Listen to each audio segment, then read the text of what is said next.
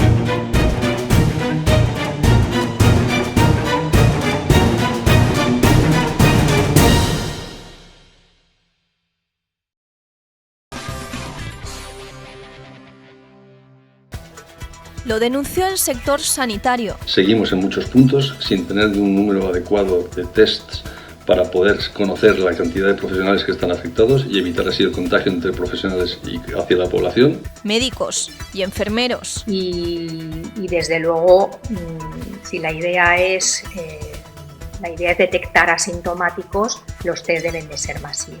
También el político. Sería necesario y preciso por parte de la Administración la realización de test masivos a la población, a todas esas personas que vayan a empezar a salir. Necesitamos que previa a esa apertura de puerta se realice el test al mayor número de población posible.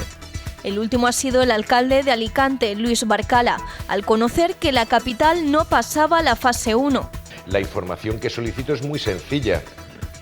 ¿Qué informe ha pasado y qué datos ha pasado la Consellería de Sanidad respecto a la situación de sanidad, de emergencia sanitaria a Madrid? ¿Cuáles eran los criterios que se habían pedido para poder evaluar si pasábamos o no de fase? Y por parte del Ministerio, ¿cuál es el informe en base a qué se ha rechazado el que pudiéramos pasar a la fase 1? Es muy sencillo. También he pedido a la consellera de Sanidad que me explique por qué el señor Puig 4 días antes aseguraba sin ningún género de dudas que íbamos a pasar a la fase 1, qué información tenía él para poder asegurarlo con rotundidad y por qué no se ha cumplido esa expectativa que había. La falta de test, denunciada durante toda la crisis por todos los sectores sanitarios, sociales y políticos de la Comunidad Valenciana, ha frenado una desescalada óptima. Y mientras la Generalitat ha pedido este miércoles al Ministerio de Sanidad que los 14 departamentos de salud de la comunidad, que desde este lunes aún siguen en la fase 0 de la desescalada, pasen a la fase 1, y nosotros hemos remitido, como les dije ayer, y esta carta solicitando al Ministerio el pase a la siguiente fase de toda la comunidad y que se entienda además la movilidad, efectos de movilidad en la provincia una vez pasemos a la fase 1 y por tanto a partir de ahí pues con la conversación que mantengamos con el Ministerio y las decisiones que se adopte pues ya seguimos hablando. El ministro de Sanidad, Salvador Illa, recuerda que las decisiones que se toman en relación a las fases de desescalada no son blanco-negro, sino muy complejas. Yo no quiero anticipar ninguna decisión, vamos a ver los análisis técnicos que hacen los expertos, conjuntamente los del Ministerio con los de la Comunidad Autónoma, y vamos a ver mañana en la reunión bilateral a qué conclusiones llegamos respecto a las distintas unidades territoriales que se han propuesto. Los políticos de la Comunidad Valenciana exigen al Consell que no oculten información, que den explicaciones a la gente y, sobre todo, que asuman la necesidad de hacer pruebas masivas entre la población. ¿Qué análisis hace de la situación actual y de la decisión del Gobierno de dejar a Alicante en la fase 0? La verdad es que nos encontramos en una crisis sanitaria muy grave. Parecía que los datos iban mejorando, pero desde Vox no nos creemos los datos desde el primer momento, ya lo dijimos, hay una ocultación de los mismos y hay una situación muy grave en nuestra economía porque el cierre total durante el estado de alarma, durante esos 9 días, provocó nuestra caída de la economía a unos niveles que no conocíamos e incluso peores que los de la crisis del ladrillo. Entonces hay que recuperar esos niveles de economía, ayudar a las empresas y desde Vox lo hemos dicho siempre, de lo que se trata en este caso es de salvar vidas y empleos, no de salvar gobiernos. ¿Cuáles son las claves, según usted, para avanzar en la desescalada?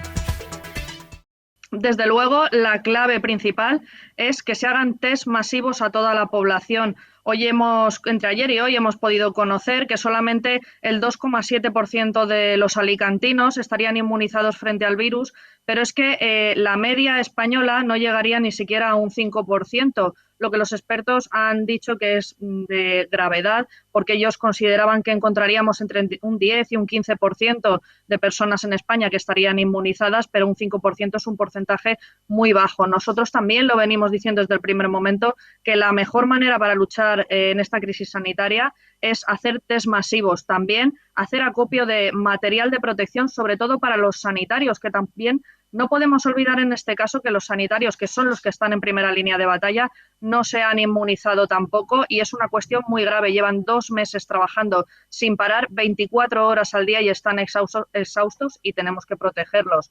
Nuestra solución pasa por realizar test masivos a la población para conocer el porcentaje real de personas contagiadas e inmunizadas. ¿Cree que ha sido una decisión política más que sanitaria? En esta cuestión yo tengo que decir que sí ha sido una decisión política. También nos extrañaría mucho, puesto que los gobiernos, el gobierno central y el valenciano son del mismo color, pero en cuanto a la cuestión sanitaria es cierto que una vez con el informe de transición que envió el señor Puig al Gobierno de la Nación, al Ministerio de Sanidad, contrastado con los datos que diariamente nos proporcionan desde la Consellería de Sanidad, es cierto que no había una concordancia de datos, no cuadraban, porque ese informe arrojaba unos datos que no acordaban con los que nos habían estado pasando, con lo cual también lo hemos dicho muy claramente, aquí hay un problema de que alguien miente. Ya no sabemos si es el gobierno central, ya no sabemos si es el gobierno autonómico, pero lo que está claro es que hasta que no conozcamos la realidad de esos datos, el paso a la fase va a ser muy complicado. También hemos conocido que se va a volver a proponer que las 14 áreas que se habían quedado fuera de la fase 1 pasen a la fase 1 ahora, con una serie de restricciones, por ejemplo, que no se hagan espectáculos con un aforo superior a 200 personas. Nosotros volvemos a repetir que de lo que aquí se trata es de salvar vidas y de la única manera que podemos conocer el porcentaje real de contagios es realizando test masivos. Hasta que eso no se realice no podremos tener ninguna conclusión, pero lo que sí que es evidente es que el gobierno central nos ha mentido, el gobierno valenciano ha mentido y los españoles merecemos saber la verdad sobre esta crisis sanitaria y económica. ¿Ofrece la Consellería de Sanidad información transparente o cree que nos están ocultando datos? No, está claro que no hay una información transparente, puesto que se arrojan unos datos diarios por parte de la Consellería y otros por parte del Ministerio, y como ya hemos podido ver, incluso el propio Fernando Simón dijo que en los datos que se trasladaban desde la Consellería de Sanidad al Ministerio de Sanidad no arrojaban una realidad de los test que se estaban haciendo en la Comunidad Valenciana. Lo cierto es que el porcentaje de test PCR y test rápidos, y de aquí tenemos que recordar que la sensibilidad de los test rápidos es muy baja, por lo tanto no arrojan una fiabilidad clara de la persona si está contagiada o no. En este caso se están haciendo unas 100 y pico mil, no sé si llegaba a unas 200.000 pruebas las que se habían hecho durante estos 2 meses para una población de más de 5 millones de habitantes. Nosotros entendemos que el Gobierno no está actuando con la transparencia debida y a los datos nos remitimos, por ejemplo, a la contratación para la compra de material de un contrato a una empresa que no había ni siquiera presentado cuentas por más de 400.000 euros, que se retiró inmediatamente del portal de transparencia. Ante esto, la consellera de Justicia tendrá que dar explicaciones en sede parlamentaria de por qué se han realizado estas contrataciones irregulares. También tenemos, por ejemplo, los ejemplos de los hospitales de campaña. Nos han costado más de 10 millones de euros a los ciudadanos de la Comunidad Valenciana y, sin embargo, nunca se han puesto en marcha. Tampoco no han albergado a nadie, pero también porque tenían muchísimas deficiencias. No había aseos, no había lavabos, no eran accesibles y había una masificación de camas. Pero es que lo más grave de todo es que el mismo fin de semana en el que la Comunidad Valenciana se debatía antes si pasaba la fase 1 o no, se retiraban los grupos electrógenos de los 3 hospitales de campaña, con lo cual estos hubieran quedado sin electricidad en el caso de que hubiera habido un rebrote ese mismo fin de semana. Esto arroja una clara posición del Gobierno valenciano de falta de transparencia, cuando realmente son ellos los que predicaban con que eran los más transparentes del mundo. Nosotros en sede parlamentaria hemos pedido explicaciones y hemos pedido responsabilidades. ¿Pidieron ustedes al Tribunal Superior de Justicia de la Comunidad Valenciana los datos de fallecidos desde febrero? ¿Han conseguido esa información? ¿Revela otra realidad distinta a la oficial? Sí, pedimos a todos los tribunales superiores de justicia, no solo de la Comunidad Valenciana, sino de todas las comunidades autónomas de España, los datos reales de fallecidos durante el periodo de febrero y marzo y ahora abril, de fallecidos en nuestra comunidad, para contrastarlos con lo que nos decía la Consellería de Sanidad. Evidentemente, nosotros pensamos que los datos que arrojan los gobiernos no son los reales. Todavía no hemos obtenido esa información, pero también sabemos que los registros civiles en este sentido están totalmente colapsados, porque incluso muchos de ellos tienen un sistema muy arcaico para introducir los datos. No cruzan datos con las consellerías de Sanidad o con el propio ministerio y tienen que meter los datos a manos. Todavía no tenemos esos datos, pero vamos a seguir exigiéndolos porque, como ya hemos podido ver en muchas entrevistas, son las propias funerarias las que han hecho un cálculo de que habría un 40 o un 50% más de muertos en esta crisis sanitaria. Por eso nosotros no creemos que esos datos sean reales. A día de hoy hay más de 27.000 muertos en España. Nosotros seguimos pensando que son muchos más. Y en la Comunidad Valenciana, evidentemente, por esa falta de transparencia, pensamos que ha habido muchas más víctimas mortales por el coronavirus como consecuencia de esta mala gestión de la crisis de la que realmente nos están diciendo día a día. Esto fue lo que dijo Ximo Puig el 19 de marzo. El plazo son 15 días, estamos intentando que sean menos, pero son 15 días. Ese es el plazo para que tengamos en funcionamiento los 3 hospitales de campaña. Han pasado más de 15 días y esta es la imagen que presenta el hospital de campaña en la ciudad de Alicante. La Generalitat Valenciana prometió que los hospitales de campaña estarían preparados en un mes, pero firmó un plazo de ejecución de 4 meses y además adelantó 2,4 millones de euros a la empresa adjudicataria, recién creada, con 3.000 euros. El Partido Popular de la Comunidad Valenciana consideran que son varios los motivos por los que a día de hoy esos hospitales todavía no están en funcionamiento, entre ellos las posibles irregularidades en la contratación. la consellera Bravo dijo que se adjudicaba a una empresa Hispanovema el contrato de construcción de estos hospitales. 3 días después resulta que no se llamaba Hispanovema, se llamaba IDAT, la empresa que construía. Esta empresa se constituyó y se inscribió en el registro el día 18 de febrero, solo un mes antes de que le adjudicaran 8 millones de euros. Espectacular, una empresa recién creada que llevaba un mes, que no tiene ningún empleado y que solamente tiene un capital social de 3.000 euros. Esto parece una empresa ad hoc, constituida para construir estos hospitales. Es ciertamente sorprendente la forma con la que se ha gestionado este contrato.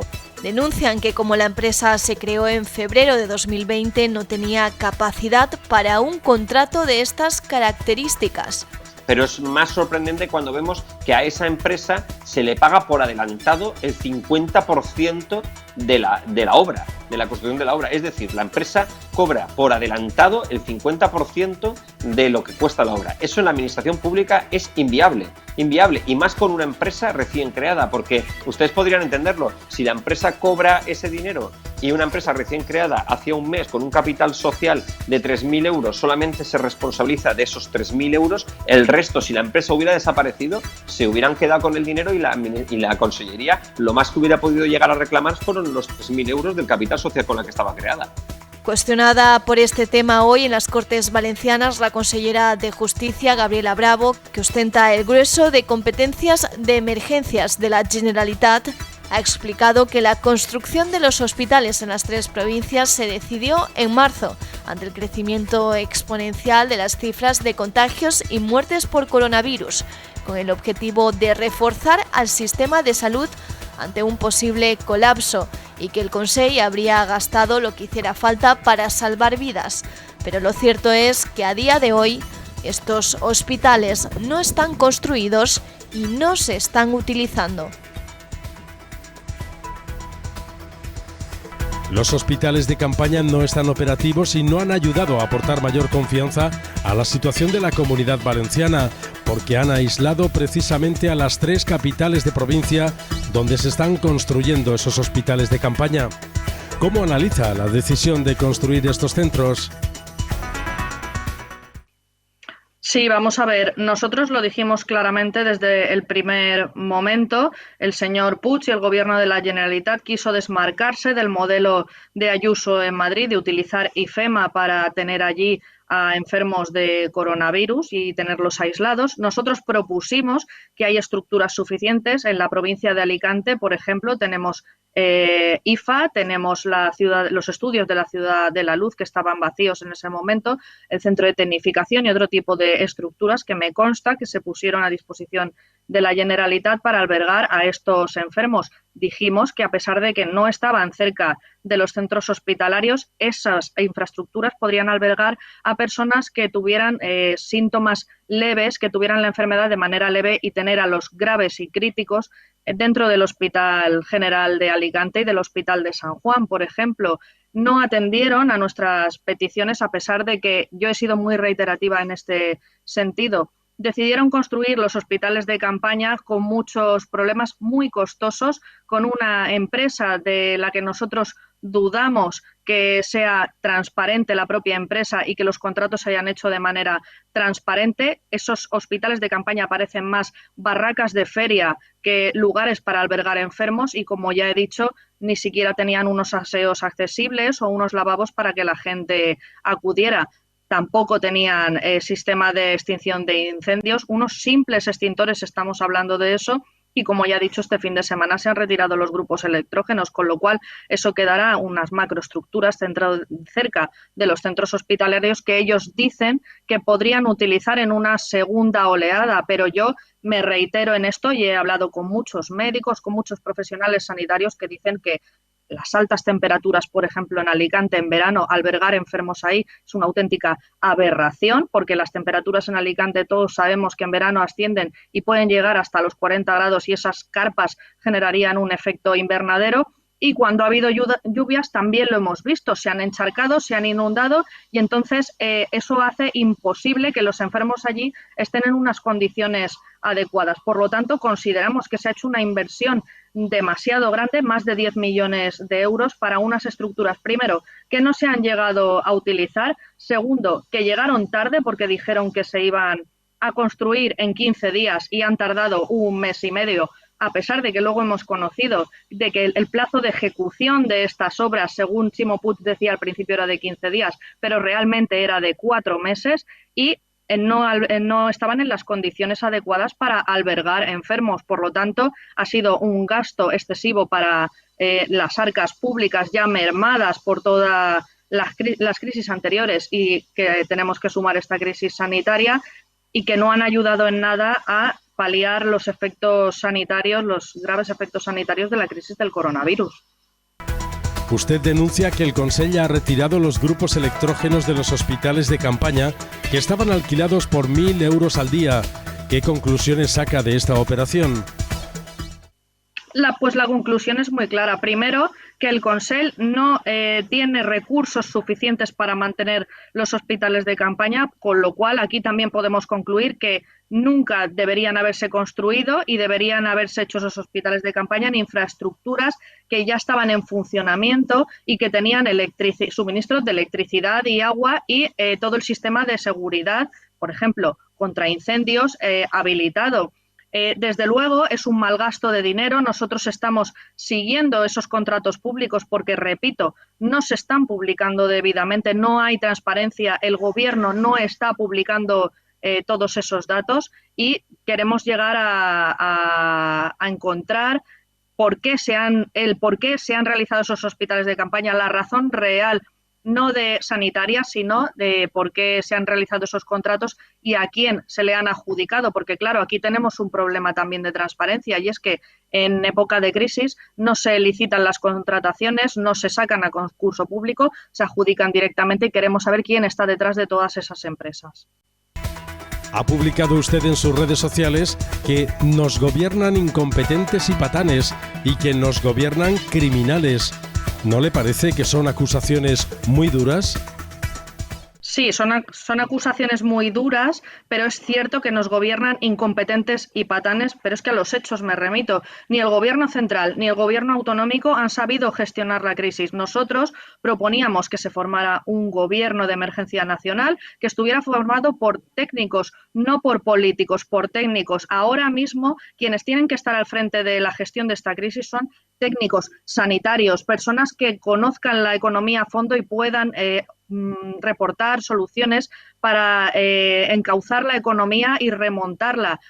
Son incompetentes y son patanes, yo me reitero en lo dicho, y cuando hablo de que nos gobiernan criminales, hablo, por ejemplo, de la mala gestión que se ha hecho de las residencias de ancianos en la Comunidad Valenciana. Actualmente hay más de 90 residencias de ancianos en la Comunidad Valenciana con enfermos de coronavirus. Se les ha abandonado a su suerte, ya no solamente a todos esos ancianos que han fallecido y a los que están enfermos ahora, sino al propio personal de las residencias de ancianos, que hemos podido ver que muchos de ellos han tenido que tomar esa dura decisión de encerrarse con ellos, estar alejados más de 2 meses de sus familias para cuidar a todos esos usuarios. En este caso, tuvo que intervenir la Consellería de Sanidad, muchos departamentos intervinieron las residencias de ancianos porque la señora Oltra, que ostenta las competencias de la Consellería de Igualdad y Políticas Inclusivas de la que dependen las residencias de ancianos, se desentendió totalmente de este tema, no aportaba datos. Cuando teníamos reuniones con ella se limitaba a leer los títulos de los protocolos sin hablar de lo que estaba sucediendo. A mí me gustaría saber si la señora Oltra se ha desplazado a alguna residencia para hablar con esos usuarios o con esos sanitarios a los que, además de material, le faltaban medios. Y no podemos olvidar la denuncia que han hecho últimamente estos días los representantes de residencias de mayores de que ni siquiera se le mandaba material para luchar contra la enfermedad, medicamentos para luchar contra la enfermedad, para poder sacar adelante a esos ancianos, que no podemos olvidar. No son cifras, son personas que han muerto y son muchísimas. Y se les enviaban tratamientos paliativos para que fallecieran en las residencias de ancianos. Es una cuestión muy grave. Por eso mi afirmación de que nos gobiernan incompetentes y patanes y que estamos bajo un gobierno totalmente criminal. ¿Debería dimitir alguien por esta situación? Por supuesto, aparte de que en el Gobierno central nuestros compañeros en el grupo parlamentario de Vox en el Congreso han pedido ya responsabilidades y la dimisión tanto del presidente Pedro Sánchez como del vicepresidente Pablo Iglesias, nosotros en el Gobierno de la Comunidad Valenciana hemos pedido la dimisión o el cese inmediato de la consellera de Sanidad por no haber sabido gestionar esta crisis y haber actuado con incompetencia y negligencia. Pero también hemos pedido la inmediata dimisión de la señora Oltra por haberse desentendido precisamente de nuestros mayores, a los que ellos tanto alardeaban que eran los hijos de la guerra civil, que había que protegerlos y no los han protegido. Creo que un gobierno en condiciones debe asumir responsabilidades, debe quitar a aquellos que sean culpables de esta crisis, ya sea por negligencia o por la propia incompetencia de los mismos, y poner a personas técnicas que sepan llevarnos a buen puerto y sepan gestionar toda esta crisis sanitaria y económica. Yo me reitero en lo que digo siempre, que en este caso de lo que se trata es de salvar vidas y empleos y no de salvar gobiernos a costa de cualquier cosa. El gobierno de Pedro Sánchez quiere seguir teniendo poder absoluto sin dar explicaciones ni contar con la oposición. La vicepresidenta primera del gobierno, Carmen Calvo, ha confirmado que quieren que la próxima prórroga del estado de alarma, a partir del 24 de mayo, se prolongue por un mes, hasta final del desconfinamiento, saltándose lo que dispone la Constitución española, que permite el estado de alarma por 15 días y prórrogas de igual duración, y manteniendo el control de los derechos fundamentales restringidos a los ciudadanos sin tener que dar explicaciones por este gobierno. Que estamos intentando hablar con todos los grupos parlamentarios para poderlo hacer hasta el final del desescalamiento, lo que significa más o menos un mes, que es lo que lleva el desescalamiento. Es verdad que en ese decreto vamos a considerar todavía mucho más cuáles son las condiciones de autonomía de la desescalada y los ritmos distintos que llevan cada territorio. No lo vería mal, porque la gente no está respetando mucho las normas, así que se imagino que si las acortan se irá yendo peor. Me parecería bien por una cuestión de que la gente no salga de forma, digamos, muy repentina y así generar más contagios. Me parece una mentira todo, sinceramente. Sería una cosa mala, pero bueno, si hay que hacerlo se hace. Lo que pasa es que esto ya es duro ya para todos, así que estaría la cosa difícil. Desde la oposición, Partido Popular y Vox acusan al gobierno de aprovechar esta situación para instaurar el poder totalitario y reprochan a Pedro Sánchez el desprecio a las instituciones democráticas por impedir el debate parlamentario y querer legislar a base de decretos ley. En definitiva, no hay excusa para mantener a toda España en una situación de excepcionalidad constitucional, teniendo todo este desglose para una desescalada jurídica a su disposición. El Gobierno buscaría que en la siguiente ocasión se ampliara por el plazo de un mes, lo cual no concuerda bien con lo que hemos venido oyendo repetidamente en este Congreso del presidente del Gobierno, diciendo que él venía cada 15 días voluntariamente porque pensaba que era bueno, que era democrático, que era necesario presentarse cada 15 días y pedir la aprobación del Congreso. Claro, eso es lo que decía cuando tenía garantizada la ampliación del estado de alarma. Según ha ido pasando el tiempo y está viendo que eso se complica, pues quizá esté tomando o esté teniendo segundos pensamientos. La vicepresidenta primera del gobierno se ha mostrado contraria a facilitar el nombre de los supuestos expertos que asesoran al gobierno de España sobre las fases para la desescalada, aunque sí ha confirmado sin querer que se trata de funcionarios, lo que demuestra que no son expertos independientes que ofrecen opiniones libres, sino de funcionarios debidamente elegidos por el Ejecutivo que responden a la voluntad de PSOE y Podemos. Por situaciones como esta, muchos alicantinos y vecinos de toda España salen cada noche a sus balcones para protagonizar una cacerolada de protesta contra el gobierno y pedir la dimisión de Sánchez e Iglesias. A las 9 de la noche cada día este sonido es más intenso. Es el sonido para reclamar más libertad y protestar por la pésima gestión del gobierno y el abuso de poder al que someten a los vecinos. Desde su partido denuncian que el estado de alarma es utilizado por el gobierno para aplicar una actitud totalitaria. ¿Qué le parece la intención de Pedro Sánchez de prorrogar el estado de alarma por un mes completo? Es una auténtica barbaridad porque nosotros ya lo dijimos que no íbamos a apoyar este estado de alarma, puesto que se trata de un estado de excepción encubierto. Tenemos que recordar que en el estado de alarma no se prevén para nada el recorte de derechos y libertades individuales y en este caso se está haciendo. Si la gente no ha salido a la calle ha sido por su propia voluntad de protegerse y no porque lo diga la ley. De hecho, nosotros presentamos, nuestro grupo parlamentario en el Congreso presentó un recurso de inconstitucionalidad que ha sido admitido a trámite por unanimidad, no podemos olvidarlo, por el Tribunal Constitucional contra el decreto del estado de alarma. Es un decreto de excepción encubierto que está recortando derechos y libertades y estos últimos días lo hemos podido ver cuando sale, por ejemplo, el ministro de Universidades de Podemos diciendo que hay que intervenir las redes sociales porque no puede continuar esta situación de crispación en redes sociales contra el gobierno, o con aquellas famosas declaraciones del Guardia Civil en televisión diciendo que había que mitigar esta situación de hostilidad en redes sociales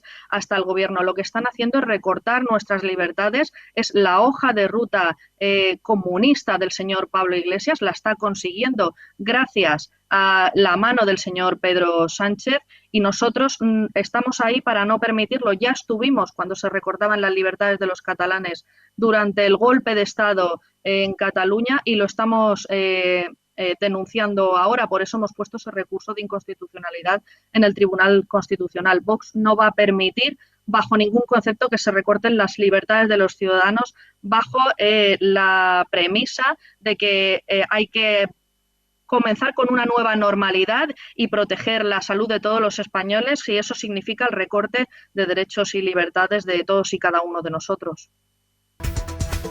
Hemos visto imágenes en Alicante de cómo la Policía Nacional reprendía y multaba a personas por llevar banderas de España en la calle. ¿Cómo analiza estos hechos?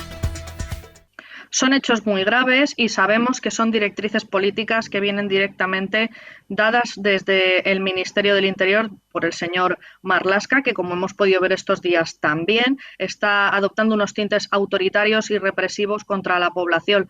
El hecho de no poder llevar una bandera de tu propio país cuando sales a la calle no está prohibido por ninguna ley, ni siquiera cuando se decreta uno de los estados de excepción, alarma o sitio. Es la bandera de nuestro país. La gente lo que está reivindicando es la fase de libertad ya de una vez, de que no nos pongan una mordaza. Nosotros siempre lo hemos dicho, que una cosa es la lealtad y otra cosa es estar amordazados, que nos llamen desleales. En este caso, ¿qué están haciendo? Están utilizando a las fuerzas y cuerpos de seguridad, porque tenemos que decir que ellos son mandados de políticos, son decisiones políticas y que ellos tienen que cumplir. Pero también hemos podido ver estos días cómo son los propios policías, los sindicatos policiales que están denunciando esa serie de directrices que les están dando sus mandos políticos de actuar de una manera totalmente irregular e ilegal. En Alicante lo que ocurrió fue que la policía se desplazó para identificar a esas personas, que eran un grupo de personas muy reducido, que estaban guardando las distancias de seguridad, que muchos de ellos llevaban mascarillas y que lo único que estaban haciendo era protestar contra el gobierno de Pedro Sánchez, exigiendo su dimisión, como pueden hacer dentro de su libertad, de ejercicio de su libertad de expresión, y llevando banderas de España. Desde luego eso es un recorte de libertades y derechos y están utilizando las fuerzas y cuerpos de seguridad del Estado como parapeto para cubrirse ellos. Es una auténtica barbaridad porque estas personas lo único que hacen es recibir órdenes y cumplirlas, pero ya por fin han denunciado, están pidiendo auxilio a la justicia para que se repare esta situación. Desde luego nosotros desde nuestro grupo parlamentario vamos a denunciar una y otra vez que esto es un sistema totalmente represivo por parte del Ministerio del Interior y por parte del ministro Marlaska. Desde su partido político han organizado para el próximo 23 de mayo la Caravana por España y su libertad, unas manifestaciones cumpliendo protocolos para protestar por los abusos del gobierno. ¿Cómo será esa manifestación en Alicante? Todavía se tienen que ultimar detalles que daremos a conocer en los próximos días, pero es una manifestación totalmente legal. Se ha comunicado a las diferentes subdelegaciones del Gobierno de los diferentes puntos de España donde se van a realizar, pero repito, esta actuación, esta caravana por la libertad está enmarcada dentro de los límites de la libertad de expresión y del derecho de manifestación y reunión. No se van a exceder los límites, puesto que cada uno va a ir en su vehículo particular, con lo cual las distancias de seguridad y las medidas de seguridad y sanitarias se van a cumplir en todo momento. Nosotros queremos que de una vez se pase a la fase libertad, que se deje de amordazar a los ciudadanos, que se dejen de recortar sus derechos y libertades de una vez y, por supuesto, que se acabe con este gobierno social comunista que está iniciando una hoja de ruta muy peligrosa y que muchos juristas han denunciado ya que se convertiría en una especie de democracia dictatorial, de una dictadura comunista dentro de España y que, por supuesto, no podemos permitir. Y hasta entonces salen a las 21 horas todos los días a los balcones a una cacerolada. ¿Tiene constancia del seguimiento de esta protesta en Alicante?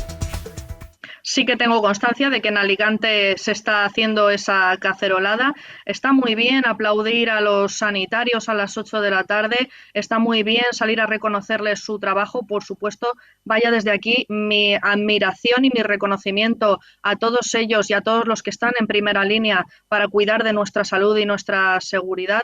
Pero como bien he dicho antes, esto no puede suponer un recorte de derechos y libertades. De ahí esas caceroladas que se hacen a las 9 de la noche y que podemos escuchar por todos los barrios de Alicante a las 9. La gente ya está harta, está cansada de estar encerrada sin saber por qué se tiene que quedar encerrada, sin saber la realidad de lo que está pasando, sin tener cifras, sin tener respuestas, sin saber quién forma parte de ese comité de expertos y sin que se le dé información por parte del gobierno. Y me parece muy lógico que se vaya a seguir haciendo y que continúe así hasta que se acabe con esta dictadura social comunista. El diputado alicantino de Vox, Eduardo Ruiz, ha presentado una proposición de ley para acabar con el enchufismo en la política y que los directores generales tengan que ser funcionarios sin excepciones. ¿Qué se evitará con eso? Pues como el propio diputado ha expuesto, se evitará ese enchufismo, esa colocación a dedo de amiguetes y de paniaguados a los que se les deben demasiados favores. El hecho de que la figura del director general ahora mismo tenga excepciones para poder colocar a enchufados de los gobiernos de turno es una cuestión que se tiene que solventar. Por eso se ha presentado una proposición no de ley. Los directores generales deberían de ser funcionarios de justicia, porque así lo que se garantiza realmente es que se profesionaliza la administración y se quitan a todos esos colocados que le deben tanto a esos gobiernos de turno. Creo que es una decisión muy acertada por parte del diputado y de nuestro grupo parlamentario en el Congreso y esperemos que salga adelante porque creemos que es muy necesario profesionalizar la administración. La crisis del coronavirus está provocando graves consecuencias sobre la salud de las personas y sobre las economías de medio mundo. Una de estas consecuencias es que muchas empresas de Alicante se han visto obligadas a parar su actividad o a poner en marcha ERTEs ante la imposibilidad de poder mantener a su plantilla. Hombre, lo que falla a los ERTE es que no tenemos plazo de saber cuándo las empresas van a poder entrar en la dinámica productiva. Los pedidos no llegan o llegan ya a cuentagotas y no sabemos. Hay producción hecha, pedidos que se devuelven. Estamos ante una incertidumbre total y lógicamente el ERTE no puede ser tan cerrado como era. Desgraciadamente se va a prolongar estos ERTEs y este acuerdo a junio me parece absolutamente insuficiente y habrá que ir a más largo plazo para proteger a los trabajadores, evidentemente. Para el consultor estratégico Carlos Rico, las medidas que el Gobierno ha puesto en marcha para ayudar al sector, como los préstamos ICO, llegan tarde y son insuficientes. Son insuficientes, llegan muy lentamente, son insuficientes y se ha atendido entre un 10 y un 20% de la necesidad de nada más y posiblemente lleguen tarde y habrá muchas empresas que no tengan el riñón suficiente para aguantarlo. Entre las soluciones propone absolutamente fundamental gestionar el miedo. El miedo es el aliado de los malos. Y tenemos que quitarnos el miedo encima, tenemos que aprender a gestionar miedo ante una situación tan complicada. Esa es muy brevemente la situación de los tres frentes que nos encontramos, es afrontar el golpe En segundo lugar, ¿qué pasa con la incertidumbre? ¿Qué es el peor enemigo de la economía y de las empresas? Y en tercer lugar, saber gestionar los miedos, que es lógico que todos tengamos. Considera que esta es una oportunidad para replantear la forma de vivir, de gestionar los negocios y de solventar la falta de valores, donde saber gestionar los miedos es la clave para hacer las cosas con tranquilidad y bien hechas. Después del estado de alarma, hay muchas empresas que no van a poder volver a abrir. ¿Qué se debería hacer para impedir el cierre definitivo de nuestras pequeñas empresas? Bien, pues nosotros lo hemos dicho desde un primer momento. El Gobierno central tiene fondos suficientes que se están reservando, más de 1.000 millones de euros para la lucha contra el cambio climático, que deberían haberse utilizado en la lucha contra el coronavirus. Por ejemplo, para pagar las nóminas de marzo y abril, porque sería suficiente para mantener a todas esas personas y que no tuvieran que echar el cierre de sus negocios. Las pequeñas y medianas empresas y los autónomos, evidentemente, son los que más están sufriendo esta crisis. Ni siquiera están cobrando los empleados los ERTEs prometidos por el Gobierno y que ahora por fin hemos conocido que se van a alargar en el tiempo, porque en el caso de Alicante no podemos olvidar que una gran parte de nuestra economía depende del turismo y de la hostelería y que tenemos que protegerlo, y el condicionar a la recuperación de esos empleos en 6 meses es un poco complicado, ya que la campaña de verano se daba por perdida. Nosotros pedimos que se paguen las nóminas durante esos 2 meses, marzo y abril, de los trabajadores, para poder ayudarlos y, por supuesto, reducirles la presión fiscal y de impositiva para que ellos puedan mantener esas empresas sin tener que despedir. El problema de todo esto es que las pequeñas, medianas empresas, los autónomos, muchos de ellos lamentablemente no van a poder mantener sus negocios. Lo hemos visto en los últimos días, de que a pesar de pasar a la fase 1 en muchos territorios de España, muchos hosteleros, muchos propietarios de restaurantes y de bares han dicho que no les salía a cuenta abrir, porque aquí está una cosa muy clara. Si tú abres tu negocio al 50% de aforo, pero sigues pagando los impuestos, sigues pagando tus empleados al 100%, llegará un momento en que al empresario no le salga rentable y tenga que echar la persiana. Desde aquí lo que yo sí que pido es que cuando los comercios de Alicante, los pequeños comercios, los comerciantes abran de nuevo sus persianas, las personas consuman en el comercio local y ayuden de esa manera a nuestros empresarios locales a remontar un poco esta situación económica. Los establecimientos de hostelería y el comercio alicantino se han quedado frustrados por las expectativas generadas por Ximo Puig y el Consell. ¿Cómo ha afectado el aislamiento en la fase 0 a nuestra economía? Pues ya lo hemos podido ver muy gravemente. Repito lo mismo. Alicante es una ciudad que vive eminentemente del turismo y de la hostelería, y el mantener cerrados todos esos negocios durante 2 meses, mientras han tenido que seguir pagando impuestos, la cuota de autónomos, el impuesto de actividades económicas, les ha supuesto un agravio de difícil reparación. Para eso nosotros lo que hemos propuesto desde nuestro grupo municipal en el ayuntamiento a través de nuestro portavoz, y las propuestas que teníamos nosotros a nivel autonómico era, por ejemplo, que se eliminaran las tasas por ocupación de vía pública de esas terrazas, e incluso que se permitiera ampliar los metros para colocar mesas y que se pudiera ampliar el aforo. También hemos pedido que no se pague el impuesto de actividades económicas ni el impuesto de sociedades, para por lo menos amortiguar un poco ese golpe económico. Pero desgraciadamente muchos de nuestros negocios, como hemos podido ver, no solamente en Alicante, sino en ciudades como Elche, se traspasan y van a tener que cerrar como consecuencia de esta grave crisis, algo que lamentamos profundamente porque, repito, de lo que se trata ahora mismo es de salvar vidas y empleos y no gobiernos. ¿Qué le parece el decreto del Gobierno de que los turistas internacionales permanezcan 15 días en cuarentena en la habitación del hotel? Bueno, esta es una cuestión totalmente absurda, porque habría que plantearse si alguno de nosotros, cuando saliera de viaje al extranjero, estaría dispuesto a permanecer 15 días de cuarentena en el país al que se dirige y luego pasar sus 15 días de vacaciones allí. Nosotros lo que proponemos es que los extranjeros que quieran venir a España a disfrutar de nuestras magníficas playas, de nuestras magníficas infraestructuras, nuestro turismo, nuestra cultura, vengan ya con una prueba de PCR, un test hecho en el que diga que no están contagiados de coronavirus, para facilitar esos corredores verdes que llaman, para poder atraer al turismo de nuevo a nuestras ciudades, sobre todo a las de la Comunidad Valenciana, que, como ya he dicho en múltiples ocasiones, vivimos eminentemente del turismo y de la hostelería. La pretensión del Gobierno no es otra ahora que volver un poco atrás, dar pasos atrás para cubrirse las espaldas por la mala gestión que han hecho de la economía española. Yo repito que lo que proponemos no es mantener en cuarentena durante 15 días a las personas que quieran viajar a España. Eso es es absurdo, porque nadie va a viajar durante un mes para pasar 15 días en cuarentena y otros 15 días viajando al país turístico al que quieran desplazarse. Nosotros proponemos que todos los turistas que quieran viajar vayan con su prueba de que están libres del virus, su PCR hecha, y puedan acreditar que pueden desplazarse libremente porque no están contagiados, evitando así contagiar a los ciudadanos del país al que se dirigen. Perder todos los enseres es muy duro. El no tener que comer al otro día porque se ha perdido todo es muy duro. Pero también remontar es muy duro.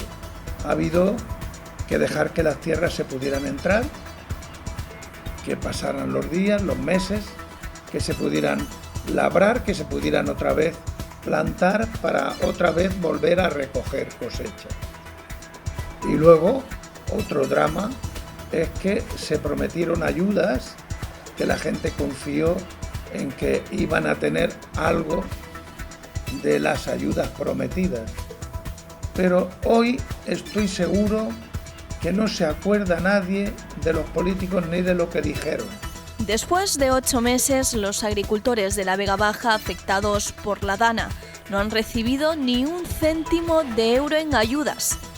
Hicieron toda clase de promesas, ayuda para enseres, ayuda, y solamente han venido unas ayudas de 1.000 y 1.500 euros de la Diputación de Alicante para aquellas familias que perdieron todos sus enseres y que se demostraron para que tuvieran para comprar un colchón nuevo o para acostar a los chiquitos en una cama.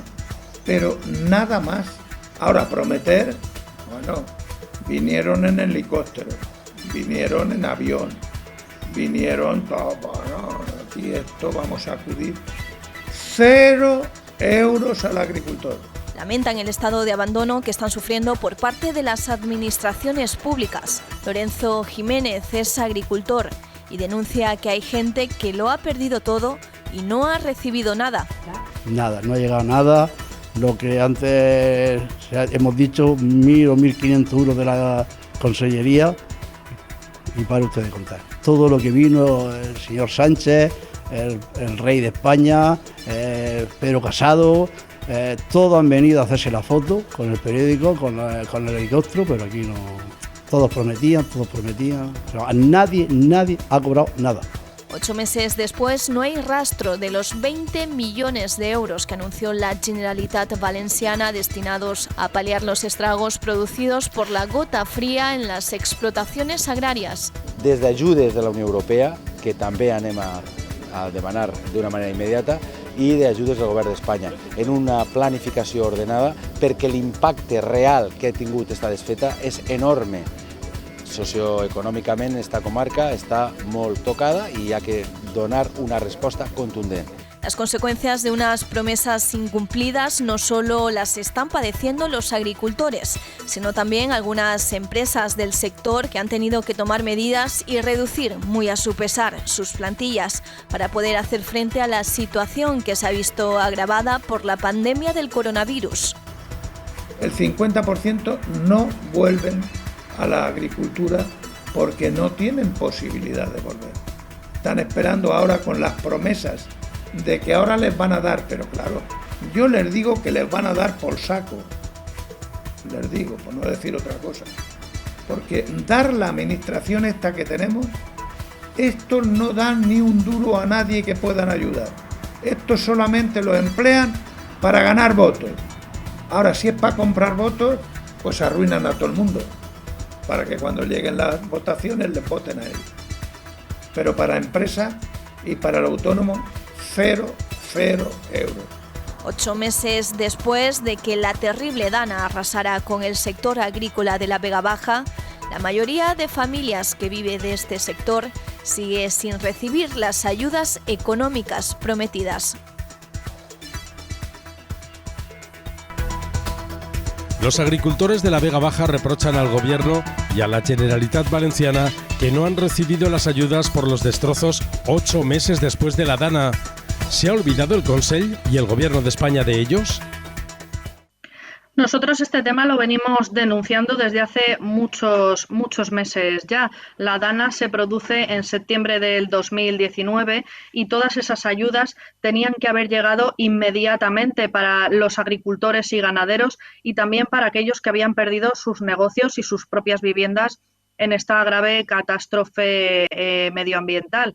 También sucedió así con el Gloria. El problema es, y lo venimos denunciando, que el Consell tiene un fondo de contingencia para estas catástrofes de apenas 9 millones de euros, cuando los daños en infraestructuras de la Dana nosotros lo solicitamos y superan los 11 millones de euros solo en daños en infraestructuras sanitarias, escolares y de otro tipo. Es muy grave esta situación porque nuestros agricultores de la Vega Baja han tenido que soportar una Dana. Después tuvimos que soportar en la provincia la borrasca Gloria, que también provocó muchísimos daños y muchas pérdidas en agricultura y ganadería. Y ahora, además, tienen que hacer frente a esta crisis sanitaria y económica del coronavirus sin haber recibido apenas una ayuda. Hace cosa de un mes y medio, nosotros conocíamos a través de nuestro portavoz en el Parlamento Europeo que las ayudas para la borrasca Gloria no se habían pedido ni siquiera por parte del Gobierno central, que había pedido una prórroga porque se le había pasado el plazo para pedir las ayudas europeas. Entonces, esto es una cuestión que a nosotros nos parece muy grave, porque las instituciones están para resolver los problemas de los ciudadanos y no para crearles más. Nosotros estamos con nuestros agricultores, son los que nos dan de comer. Tenemos que protegerlos y tenemos que ayudarlos. Y esas ayudas tendrían que haber llegado, si no en el mes de octubre, en el mes de noviembre, inmediatamente después de los sucesos de la Dana.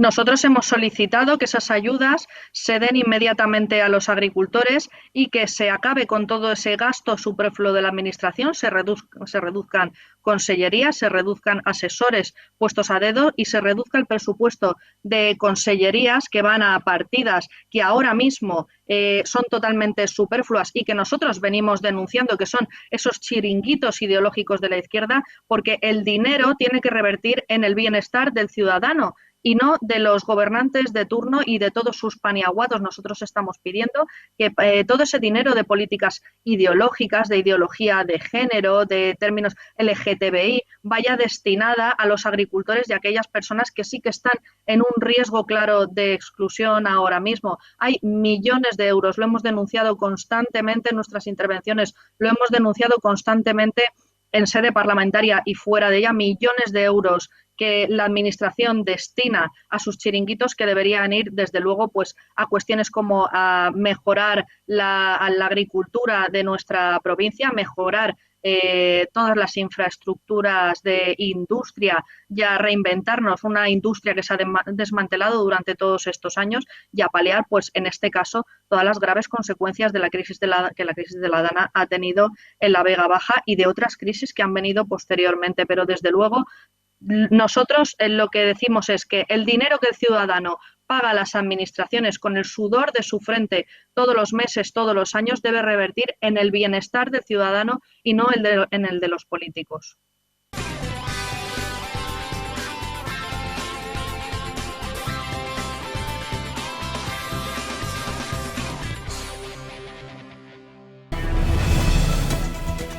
El Consell ha retirado los grupos electrógenos de los hospitales de campaña que estaban alquilados por 1.000 euros al día en unas instalaciones con carencias y que todavía no están operativas. Han costado casi 10 millones de euros. Miles de alicantinos salen cada noche a los balcones para protagonizar una cacerolada contra la Consellería de Sanidad y contra el Gobierno de España. Vox denuncia abuso de poder del Gobierno en su intento de aprobar una prórroga de un mes en el estado de alarma. Los establecimientos de hostelería y el comercio alicantino se han quedado frustrados por las expectativas generadas por el Consell. El Gobierno de España pretende que los turistas extranjeros pasen 15 días de cuarentena encerrados en sus habitaciones de hotel. Todo ello analizado con Ana Vega, síndica de Vox en las Cortes Valencianas.